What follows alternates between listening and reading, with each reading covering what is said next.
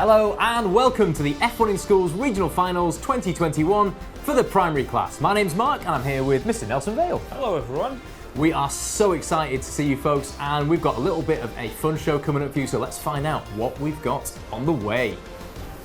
First of all, Nelson, we're going to meet the teams. We're going to find out who's competing in the London region. We're going to see some faces and hopefully hear some hellos from the teams as well. Right. We've got some studio guests, some expert F1 in Schools alumni who have been all the way to the F1 in Schools World Finals. They're going to be giving us their expert verdict on the teams that they've seen from the London region. Sounds good. And then now's the big one. The big one, the one you've been waiting for. The track. It's the racing. It's the racing. Love We've it. got the racing, Nelson. This is all coming up over the next few moments. But first of all, you might be sitting watching this going, what is this F1 in Schools thing, this primary class? We've only done it this 1 year, or we've maybe even not done it at all yet. So here's a quick video just to give you a little bit of an inside track on the F1 in Schools primary class.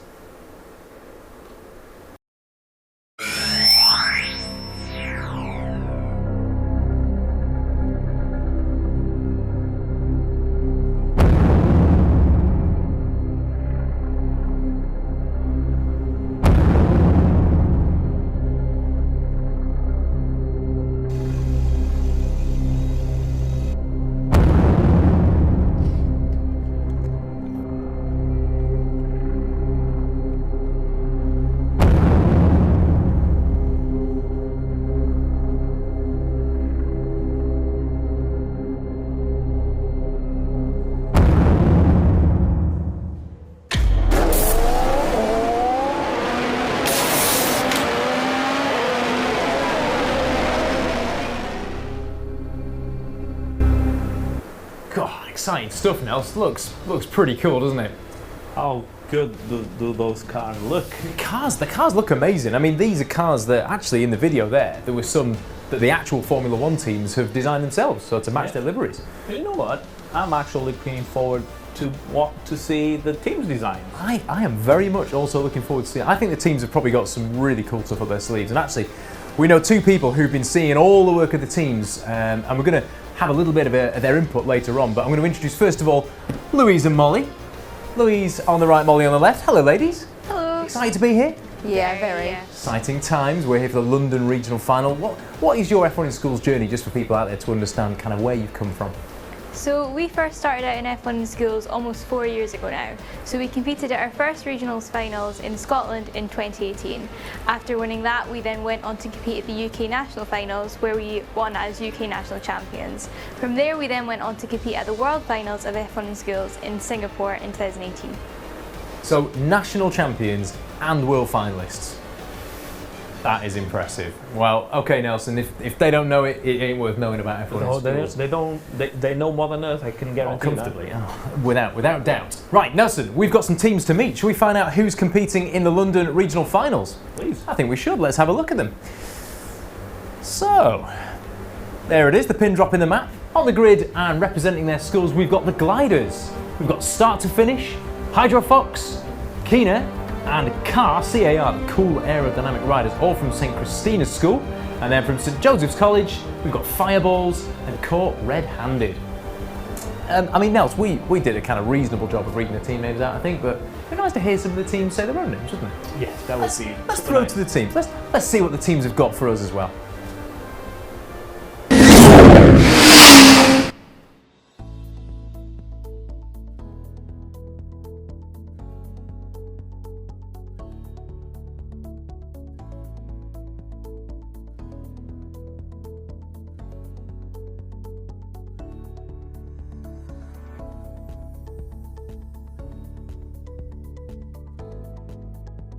Hello, we're from St. Joseph's College. I'm Henry. I'm Nathan. I'm Luca. I'm Disney. And I'm Adia. And together we are Team Caught Red-Handed. Elsa. Rover. Zaki. I'm Ed. Chris from St. Joseph's College. We are Oh, well, there. It's nice to see some of the teams, isn't Lovely. it? Even if they didn't all say hello in a video, it's nice to see their smiles and see their faces and some of their cool cars as well. You know what? And we have to say, first of all, congratulations to them all, because in these troubled times, just making it into one event like this, I mean, it's not for everyone. So they've done it. So It's a massive well achievement. done job. Yeah, it's a massive achievement, and I think, do you know what we should probably do before we even start? What? Give him a big round of applause. Well done for getting here. Well, congratulations. Well done from everyone in the studio. Before we've even raced a car, congratulations, because it is a huge effort, and we have to say that for the teachers as well as the students, to do a competition like F1 in schools in a year like we've had, you know, is really impressive. So congratulations. And there's a whole load going on behind the scenes. It's not just making a car and racing a car, is it, Nels?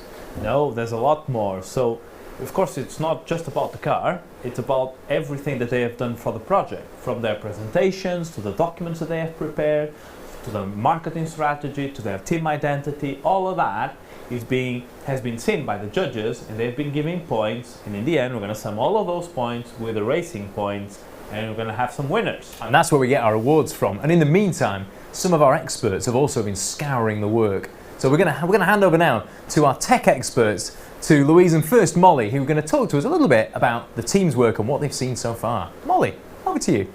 Well, yeah, so we've been looking through the stuff, and in the design and engineering, we've noticed that Fireball had a very impressive cardboard prototype of their car that they made before actually designing their final car. As you can see, we've got very interesting fins coming out of the back of the car, in the body and in the rear ends. They've kept some of the fins on the main body, which we'll see later on in the racing. The rear end of the car has been changed just a little bit, but that's what the prototype's for. You can see what you like. And we're very impressed with the look of this. Molly, can I ask a question? Just a quick question. So these fins, they look cool.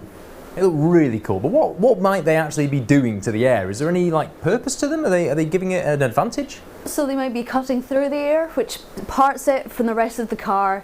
Maybe makes it a little bit faster, looking at the aerodynamics and the streamline of the car. All very technical stuff, which is very impressive to see in the primary class. Absolutely, yeah. I mean, this is Yes, every little bit makes a difference on the racing performance. Oh, it can do, yeah, but I mean, to see this at primary class level is really inspiring. I mean, this is the kind of stuff that you hope professional class teams are doing. So, really fascinating stuff. Molly, back to you. I mean, I know there's a whole load more, so I won't keep you. What else have you got for us? Oh, yeah. So we also saw in Caught Red-Handed Verbals, we get to see a look at many of the team's design concepts. They show us things about their inspiration, their initial sketches, prototypes before they build the final car, and this really helps us get a feel for what the team's done to develop their own car. It looks very good. We really love it. Cool. Cool. I mean, so the verbal presentation is something quite special, isn't it? It's the moment where the team stand in front of the judges, or they present and they record, and like they have this year, they send us in a video. I mean, Nelson, I want to take you back a few years now, because back in the day, you were, and you probably still are in your heart, a verbal presentation judge. Yeah, I had that amazing opportunity to judge in the F1 Schools World Finals in verbal presentations and in enterprise and marketing. But verbals were special, because in those 10 minutes in professional class, teams just had to give us tons of information, speak about that experience against the time limit, but making sure that they were passing all of their message. So a lot of pressure there, that there were teams rocking it. And you know what? I have seen some verbal presentations on primary students, and they sing, they dance, they act. It's really, really awesome. There's some cool stuff, isn't it? I mean, Louise, how do you deal with the pressure of a verbal presentation? Because you've been there, haven't you, in a World Finals? How do you deal with it? I will not lie, it can be very, very nerve-wracking sometimes, but I think it's using that to kind of push you on and just really give you that drive to do your best, and just because teams know what they're talking about, it's just telling the judges about your team and your project. So it's just about being able to share that with the rest of the world. Yeah, I mean, speaking of people who know what they're talking about, you know what you're talking about, and I know you've got some more cool stuff to point out about our team, so take it away. Yeah, so something else that we absolutely loved was the Gliders team identity. So everything that they did was super impressive, super cohesive. So they created their logo. From this, they then created this t-shirt design. You can also then see on their car, which we'll see later on, that this branding is consistent across that as well. They also went that extra mile, creating a team motto and mascot as well, which is something we've not really seen from many other teams. Yeah, that's pretty cool, actually. So, I mean, I know it's a strong theme here with the branding and the whole, having everything cohesive. I mean, what's the real, I guess, is this something that F1 teams do? It must be. I mean, what's the real purpose behind that real strong visual brand? Yeah, so having that really key brand for your team is so important to make yourself stand out and to make yourself instantly identifiable. So when an F1 car is on track, you want to be able to look at it and associate it with the correct F1 team. So having that in an F1 in Schools team is so important, so you stand out from your competitors. It can help you attract sponsors, it can help tie all of your different work together. It's just overall a really, really important thing. So so teams already in this stage of the competition are on the right path.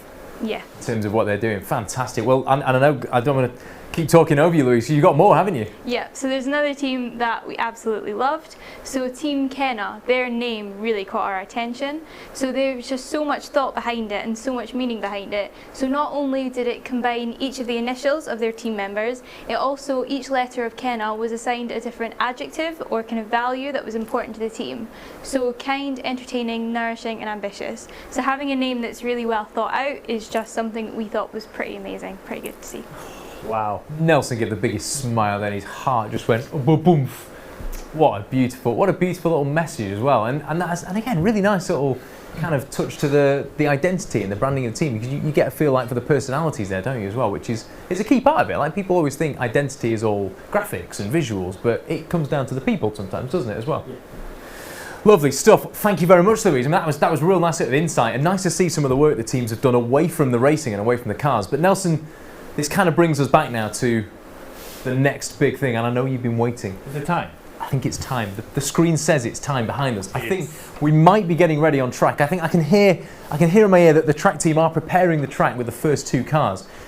Molly, you're going to talk us through the first pairing, so let's head over to the tech screen. And Molly, let's go racing. Tell us about our first two teams. We've got the Gliders and Start to Finish, both from St Christina's School. What's caught your eye with these two? Well, looking at the cars, we've got some interesting features. If we look at the Gliders, first of all, they've got these fins coming up at the side of their main body. These are really interesting. We haven't seen them in any other car. Also, to tie it back to their team identity, we really love the flame coming up from the bottom of the rear wing, right up into the main body, looking really good. And then looking at start to finish, we've got like an interesting rear wing there. So in contrast to the front wing and the main body, they've got something different. Looking at the rear wing, it's all looking very interesting, and we can't wait to see how these cars perform. Yeah, I'm going to say there's lots going on here. I mean, I'm going to be honest, I love the colour scheme here. I mean, that's kind of like reverse flames, isn't it? It's going from orange to blue, but that is awesome. All these fins, again, all these fins and flicks, there's so much thought going into, you know, what happens in the racing with these cars. I mean, if you had to put your money on it, Molly, what would you say? Who are you going to put your... Oh, I do love the look of the Gliders. They look really nice. Yeah. Absolutely love it. Yeah, well, I mean, just for fairness sake, I'm going to say that I'm going to be the start to finish then, because the rear wing on that car is cool. Reminds me of like an old school F1 wing from like the mid-90s, Nelson, when I was really getting into Formula One as a young boy back in the day. I think it's going to be very tight, because if you look at the weight, we have the Gliders with 43.9 grams, and then Start to Finish with 44.3. So that's very close. So I think that's going to make some very balanced races. Yeah, I'm sure we'll come back to this conversation again, but I think we're ready to go to the track. I can hear in my ear that the racing is ready to go. We're going to head out onto the track for round one, race one. Away we go. So we can see the Gliders in lane 1 and Start to Finish in lane 2. Cars are lined up there. All the lights will go on. When they go off, there they go. What a really close finish. So we have the Gliders taking it with a 2.328. Not very far. Start to Finish with a 2.351. Nelson, did my eyes deceive me? Did those cars break the split sector gate at the exact same time? They did. Wow. So just explain for anyone out there who doesn't know what the sector gate is. Now, what is it and where does it come in on the track? So the sector gate is a device that we have kind of middle track, just to check if the performance of the car is changing mid-race. So we are able to measure which car goes by the sector gate first, and in this case they basically went at the same time, but then which one actually finishes, because you may have a car breaking the sector gate first but not actually winning the race if the other car actually arrives first. Wow, so we're seeing overtaking happening in F1 in schools. God, there it is. Overtaking in F1 in schools, fantastic. Well, that was race number 1. Race number 2 is ready to go, so let's head back to the track and see what happens. So the tension then as the lights start to count up.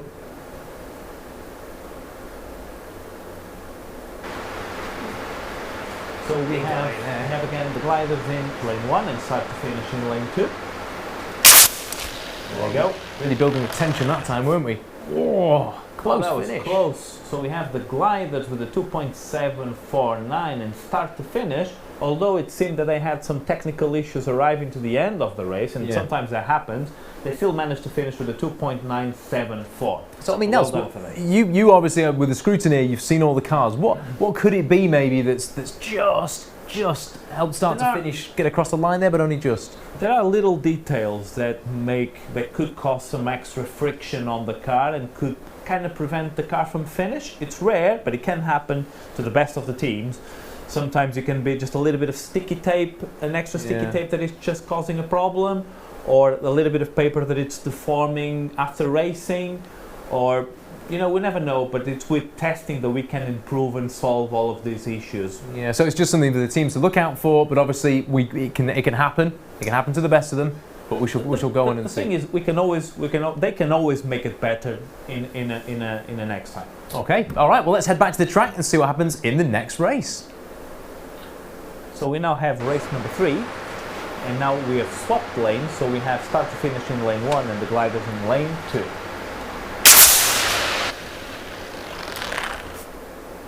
Oh, Nelson. So what's happened there? So what happened is that one of the cars managed to finish the race, but the other car had some problems that we were talking about in the previous race. So the gliders managed to finish the race with a 2.700, but unfortunately start to finish didn't quite make it to the end of the track in order to log a race time. So start to nearly the finish is probably close. They were very close. It's one of those things, isn't it? And this is when you have to just treat everyone in schools as that learning curve, isn't it? That you say, okay, we work out what's gone wrong, we take on board the notes of the scrutiny where there's just a little bit of friction under the car, and we try and make it better for next time. Right. Interesting race, okay, so interesting to see that's happened. So we'll get on into race 4. Now before we do now, so we sort of skip past this. We swap the cars over between races 2 and 3. So explain again. So the cars do 4 races, they do 2 in each lane. Why is that exactly? So in a total of 4 races, each car will race 2 times in lane 1, 2 times in lane 2. And this is because some say that one of the lanes is fastest, but I think, can we have the opinion of our... Who would say a thing like that? Molly, is one lane faster? Well, so every team's got to have their favourites. We might say one's faster, somebody else might say it's another one. Personally, we thought lane 2 was faster. Interesting. But it's different for each car, different for each team. Maybe these teams find lane 1 faster, who knows? Interesting. So it could be down to a lot of different factors. Temperature maybe, the exact surface the track's on, who knows? Many things at play here. But now one thing I do know for sure is I think, yes, we're ready to go back to the track. Race number 4. Race number 4, here it is. So let's see if these technical gremlins can be ironed out, or if we're going to have another experience to learn from. Oh, it looks like, yes, we have got a finish. Fantastic Both stuff. teams did it, so we have start to finish taking it with a 1.859. That's an excellent time. Wow. But the gliders also finished the race with a 3.115, so well done. That is remarkable. I mean, start to finish have gone from start to not quite finish to then under 2 seconds. I mean, could that be something to do with the axles, the wheels just loosening up over the races now? Could that happen? It may be. It's a question of analyzing the car and testing to see how we can maintain the performance throughout racing. Yeah, definitely. I mean, it's again one of those things that the more you can test, and it is difficult, but you can do ramp testing in a hole. You can try the hairdryer technique. There's all sorts of different ways that teams test their cars. But really interesting to see there how the car can change between the races. Really interesting stuff. Right. Well, we're going to move on to our next pair of teams now. So I'm going to hand over to Louise. Louise, what have you got on the screen now? To talk us through these 2 teams. We've got Hydro Fox from St Christina's against Cana from St Christina's as well. What have you picked out? So looking at these cars, I think it's going to be a really interesting matchup because in terms of dimensions and sizes, they're actually very similar. So a lot of the key dimensions such as the front and rear wingspan are actually pretty close to one another. Okay, all right. So we're thinking that the wings being kind of quite even make these quite an even pairing. I guess the weight is quite similar. I mean, Nels, you scrutinized these cars. Are they quite similar in the flesh as well? They are quite similar, with little small details making the difference. I mean, dimensions are complicated, but that's why when you manufacture a car, you should just have some measuring equipment and make sure they are compliant with the regulations. And even just some basic equipment, like some accurate rules. I mean, we use different rulers. tools. We use a caliper, so Okay. that's really helpful, and schools, I'm sure they can get these materials easily. But it's just giving it a quick check to see if it complies with every single regulation. But look at those colors again, a little bit of a Picasso technique Yeah, there. beautiful. Real bit of European creativity there now. So that's plucking at the heartstrings, Love it. isn't it? Yeah. I'm going to say, I'm loving what Kina have done there. But I also have a lot of time for Hydrofox's livery there. I'm a big fan of the Also sort of really good. geometric pattern going on there. Going to be close to call. I mean, Louise, can you call it? You've got a winner here? It's going to be a tight one, honestly. It could go either way, but I'm thinking that cool paint job on Kina's car might just give them that edge. Wow, Nels, we've got to go with Hydrofox in just to balance things out. Let's see what's going to happen when we go to the track for the first race. So the first race, Hydrofox in lane 1 and Team Kina in lane 2.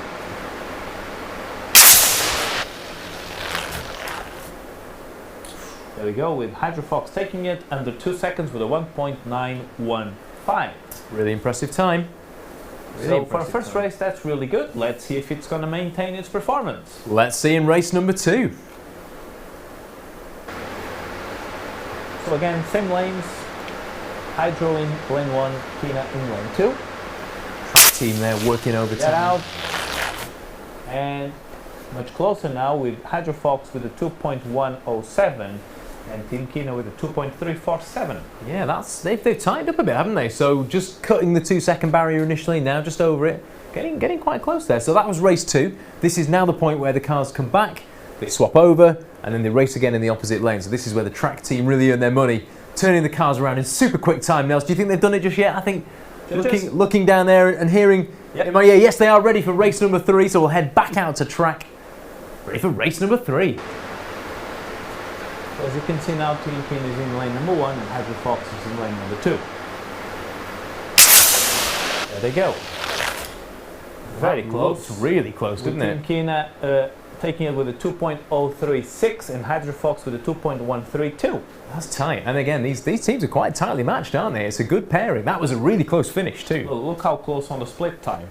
Wow. Okay, so we're talking what? Nearly 500ths of a second separating those first two time measurements. Well, interesting stuff. So that was race number 3 now. So now we're going to head to the final race of this pairing. So race number 4.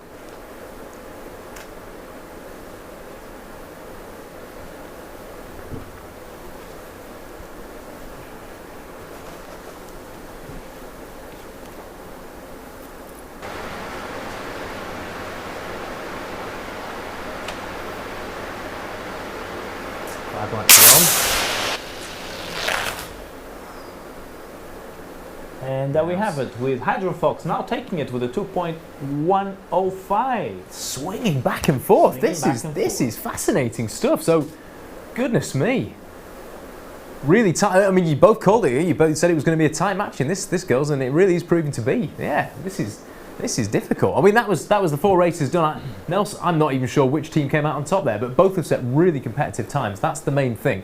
And obviously going into the points for the racing, both teams, I think Cana and Hydrofox have done a really good job on the track there. Can I just say, we need to give a word to our technical team, because all of those camera angles going out through the racing makes this a lovely show to see. So thank you for John and EDM for helping us set all of our tech gear. Absolutely, yeah. Big plaudits to Idiom there for setting all this gear up. I mean, the track team themselves doing a fantastic job as well to quickly turn the cars around. But yeah, the tech side of things exquisitely set up by John and Idiom. So thank you guys for that.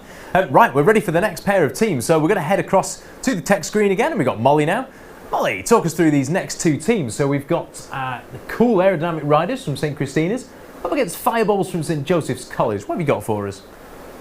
Well, looking at the cars, they're both really interesting. Both of them have got things a little bit different from other cars. If we look at the cool Aerodynamic riders, they've got more of a rounded front. So this is a more different approach to other cars. We've got the rounded front breaking through the air a bit softer than the other wings that just go round. The rear wing looks a little bit different too. More of a rounded bit, flat at the top, curves down a bit.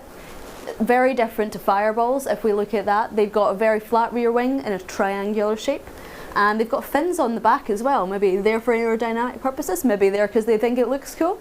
Very different cars. We'll see how this goes. I'm going to say, yeah, I think these two, they both look to me, Nels, like they've both taken some pretty big design risks in terms of the bodywork, and especially, you can see the way that there's very little ground clearance here. I mean, just like a real F1 car, there's not much room under there, which I'm a little bit worried about, but hey, it's a risk that the team's take, and we'll see if it's paid off on the track. But really good to see some courage and some bravery in the design decisions they've made. I mean, some cracking wings. Look at that, fireball. Very similar on weight. They are very similar, yeah. So I expect a competitive race. So let's see how they do. Okay, well, let's head over to the track and let's see if the track team are ready. I think they are. Head over to the track. Nelson, I'm going to hand this over to you. Right, so we have in lane 1 car and in lane 2 fireballs. So let's see. Lights off. And away they go, and Nels, as we predicted. Right, so I'm receiving communication from our track judges that unfortunately the cars didn't manage to finish the race. So that's why we haven't seen them finish the race, and that's probably due to some of the problems that we've been discussing. I mean, a little bit more friction on the car from the tether line or from a little bit of sticky tape under the car may just be causing an issue in order for them not to finish the race. But this was just race 1. This was race 1, and we saw in a previous race that we had cars that didn't cross the finish line. We had start to finish, for example, who didn't quite make it across. Then, for whatever reason, the car managed to make it across the line. So these are all just, the variables, and this is what happens with these risky designs that teams are trying. Friction is a word, isn't it? I wonder what our technical commentator panel... I mean, this is it. Is friction the kind of the enemy in F1 in schools? Is that the thing you're trying to avoid the most? So friction we look at quite a lot, especially with the tether line. We have to make sure the guide's fine. It might just pull against it a bit. As Nelson said, we've got things like sticky tape, maybe bits of paper down at the bottom. The wheels as well might have issues with friction. That's especially seen up into the worlds. We're looking at the development in professional classes, looking at friction in the wheels. Friction's a massive factor in it. One of the biggest forces we have to look at. Yeah, so all over the car there's this example. But listen, Nelson, like you say, let's put this to bed. Let's move on to the next race and let's see. Race number 2. Yeah, let's see if we can improve in race number 2. So again, in the same lanes, we have car in lane 1 and fireballs in lane 2. Looking great. A little bit of glitter there. Love the glitter. Down they go again. Let's see if we can get a finish this time. It looks like we've had the same problem again, doesn't it? So neither car crossing the finish line. I think again the track judges have confirmed, Nels, that it is the same issue. It's the build-up of friction underneath the car, perhaps a bit of very adhesive. close, just before the camera shows us this angle, but unfortunately they didn't finish. But there's another 2 races. Absolutely. We only see literally the last probably 40 centimetres of the track here, so they were so close in the end. But we're going to move across now. I think they've been taken off the track, swapped over. Lanes. So we're now into race number 3. Let's head out and see what happens. So we now, as you can see, have fireballs in lane 1 and car, the cool aerodynamic riders in lane 2. Off they go. Oh, there we go. Oh my word, now we have a finish. So we have Fantastic. finished, but as you can see, the friction is obviously causing some difficulties there. But it just reached the sensor line, so we managed to log a race. So we have fireballs logging at 3.6 something. The screen was just too quick for me. But the most important is that, as you can see, we had 1 car finishing. So once both teams solve those issues, I guess they can progress and do way better next. Absolutely, and the nice thing is those issues are quite easy to identify. Yeah. Once they see the car, once they see the result, it's quite an easy thing to rectify, isn't it? So this is all part of the F1 in Schools learning curve, isn't it, Nels? Lovely stuff. Well, that's the 3rd race down. We've got 1 more race to go. Let's see if we can have a final race between the 2 teams. Come on, Let's head to the track. Come on, you 2 guys.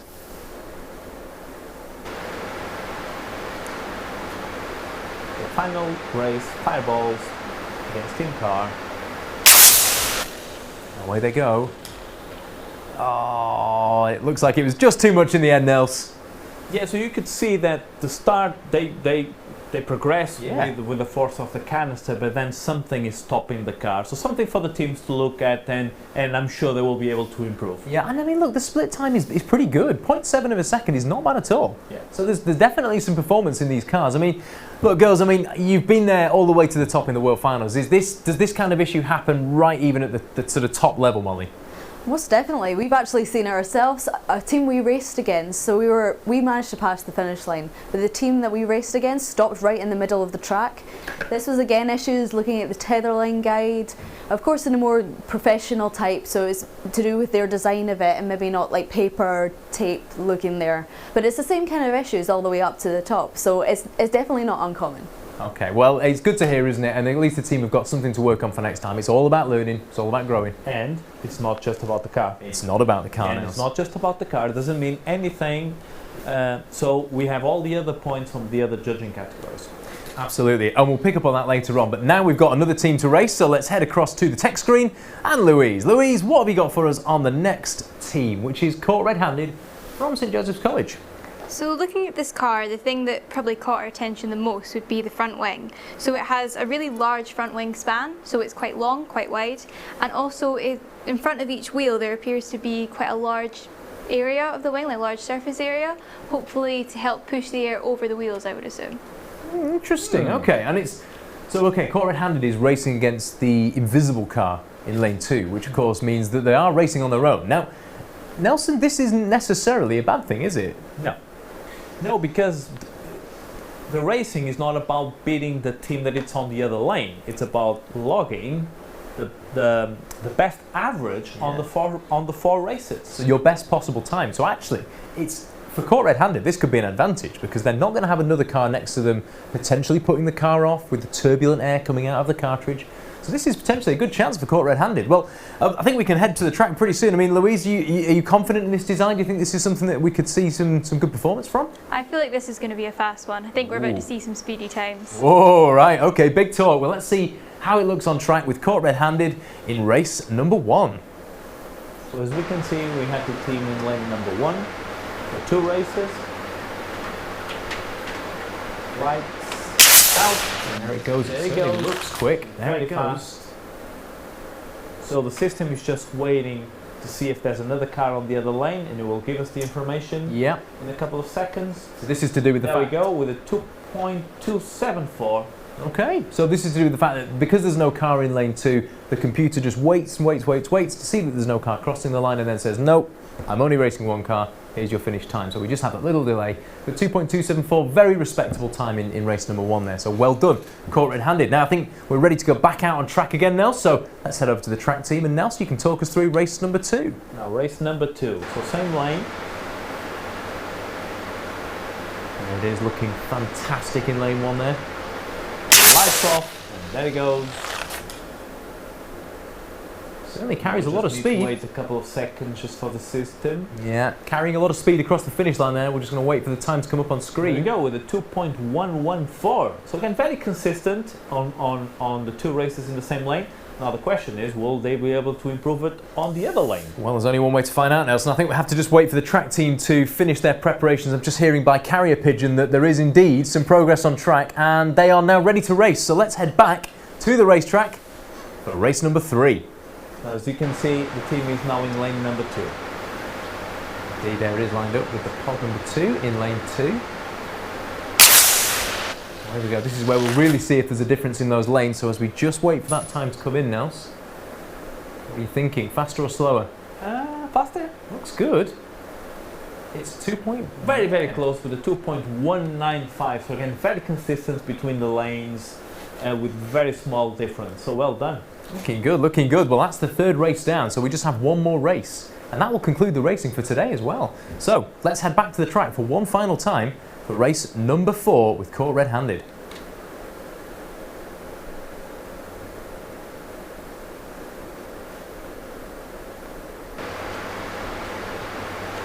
There we go. Switches are ready. Lights are gonna go. There it goes. That's fast. Look good. So we just wait for that little delay. 2.195 was the last time in lane 2, and it is... That's a 2.284.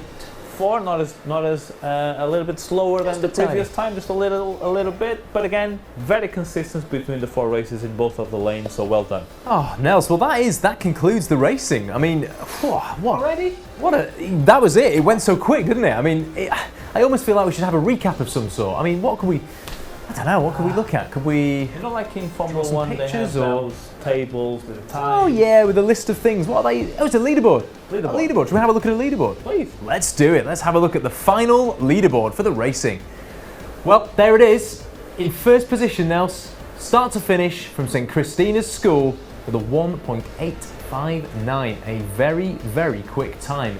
Not quite a tenth of a second ahead of second place, but really, really very competitive indeed. I mean, all the way down. In fact, cool aerodynamic riders with a nominal time there of 5 seconds, they'll still guarantee them some points in the racing. And again, F1 in schools is all about the learning curve. It's about coming away with things that you're going to learn and come back with better next time. Overcoming difficulties and obstacles. Absolutely. Well, Nelson, we've said it a few times already that the racing is one thing. Of course, it's not all about the racing.